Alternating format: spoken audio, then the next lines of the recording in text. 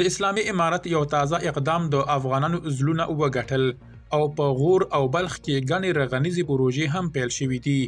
درنو لیدونکو ستړي مه شئ. د اسلامي امارت د مخابراتو او معلوماتي ټکنالوژي وزارت په یو خبرپاڼه کې ټولو هغو کریډټ کارت پلورونکو ته چې د 500 افغانیو کریډټ کارت پر 55 او د 100 والا کارت پر 110 افغانۍ پلوري خبرداري ورکړی چې جدي قانوني چلند به ورسره وکړي. دوی له کریډټ او سیم کارت پلورونکو څخه دغه عمل د سملاسي پای ته رسولو غوښتنه کړې او له پیرودونکو څخه یې غوښتي چې د دغسې پیښو پر مهال په 999 شمیره ورسره اړیکه ونیسي.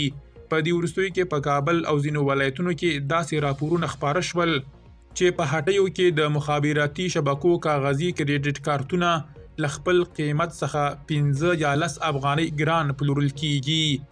د غور د مخابراتو او معلوماتي ټکنالوژي ریاست مسؤلان وایي چې په دغه ولایت کې اوس مهال 58 مخابراتي سایټونه فعال او انټرنیټي خدمتونه وړاندې کوي.